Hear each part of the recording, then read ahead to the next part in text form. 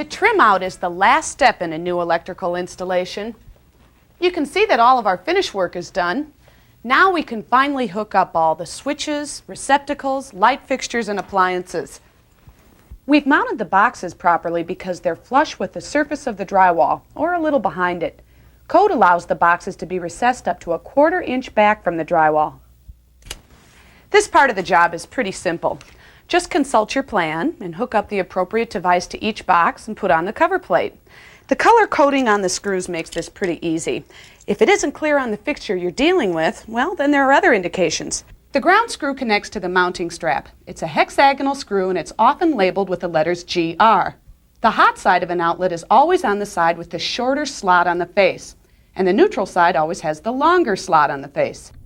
To install an outlet, you simply connect the wires to the appropriate terminals. Remember now, these cables are not connected to any source of power, so they're safe to work with.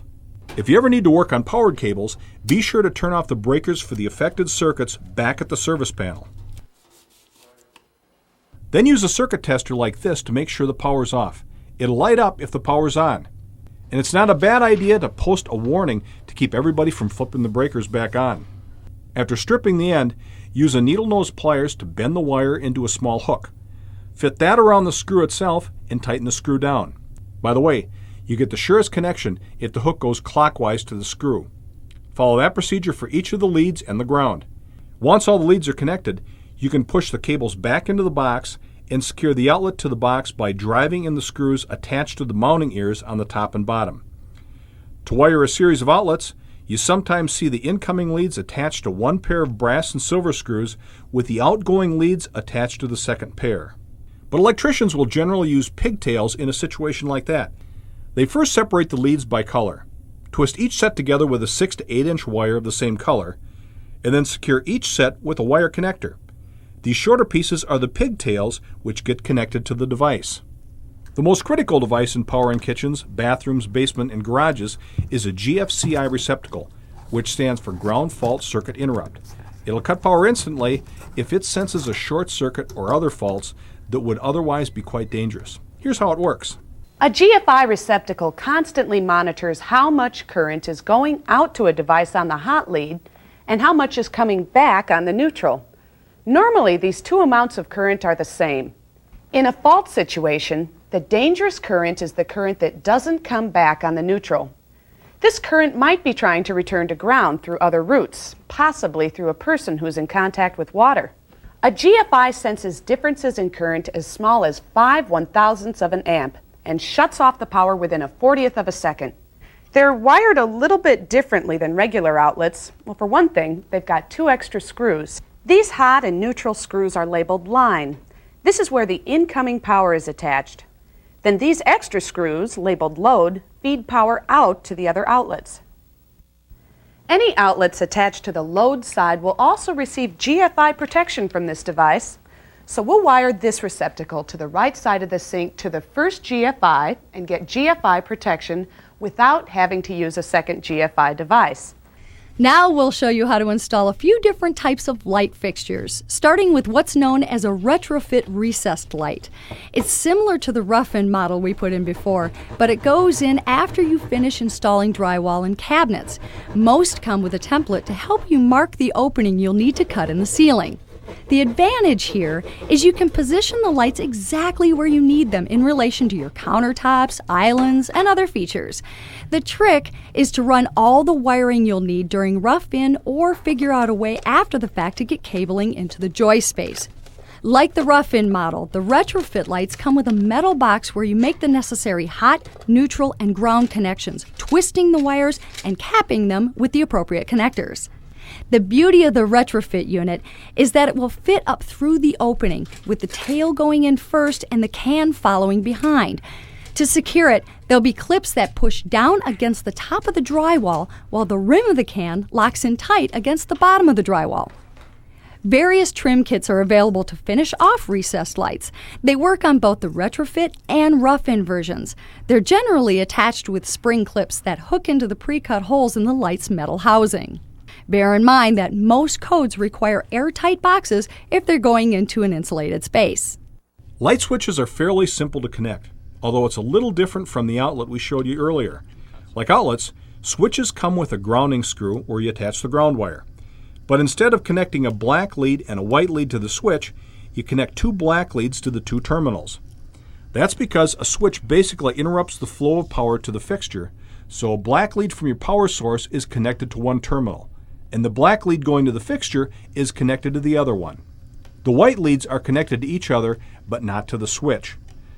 After finishing the connections, you can push the cables back into the box and screw the switch into the box. Our next job is hanging a pendant light, and for that we first screw a retrofit electrical box into some blocking we secured between the joists above the drywall. We pull the new cable through that to power the light. Again, we just pair up the wires by color, twist each pair together, and cap off each one with a plastic wire connector. Another reminder, always make sure the power's off before working with bare wires. Slide that right into position. Okay. Under cabinet lighting is a common way to add some task lighting over your kitchen countertops. To start this particular procedure, you first secure the back of the light to the underside of the cabinet. Then you connect the fixture's electrical leads to the corresponding wires in the power cable. This unit has a handy feature, allowing you to hang the fixture from the back of the light while you make the connections. Once the wiring's done, you push the light up into the back of the unit and screw it in place.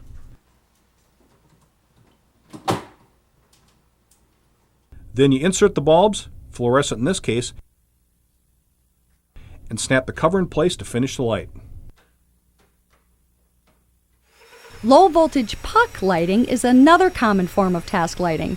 For this application, we mounted a shelf over a sink and drilled holes for each puck light using a hole saw bit chosen to match the diameter of the round lights. After directing the light's leads up through the holes, we set the pucks in place along the bottom side of the shelf. They usually come with tiny screws you drive through the rim into the mounting surface, as we did here. And there's usually a trim ring to snap over the rim and hide the screws. Typically, the lead from each light is then screwed onto the terminals of a small adapter that's also connected to a low voltage transformer. This particular style is then plugged into a 110-volt outlet for power. The last thing we want to address is the issue of tying in, which means connecting any new circuits you've run to the home's power supply. Tying into the main service panel can be a bit intimidating. We recommend that you have a licensed electrician handle this part of the project. And while you're at it, have the electrician look over the rest of your project too. The electrician will begin by connecting the incoming leads. Two hot supply leads run to the main circuit breakers, which are attached to two connection bars called buses. Breakers for the branch circuits draw current from these. All of the neutrals and grounds connect to a neutral bus bar. To wire the panel, we run the supply and branch cables inside the panel and strip them. The branch circuit breakers snap in, making contact with one of the two hot bus bars.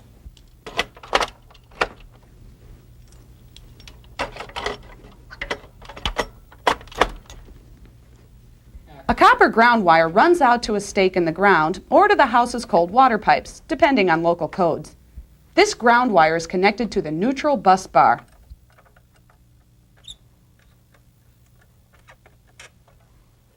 And since this is a service entrance panel, the metal case of the panel is connected to the neutral bar with a short strap. The incoming neutral conductor also connects to the neutral bus, usually with a special lug.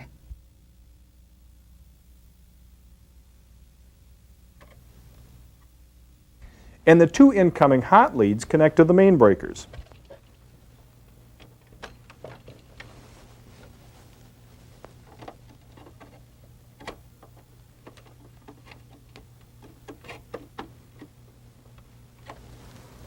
All of the neutrals and grounds from the branch circuits connect to the neutral bus bar. The individual hot leads are connected to the individual breakers.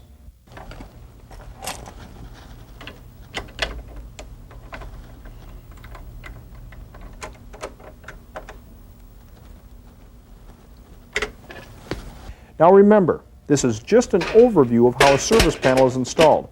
Don't try this yourself. Hire an electrician.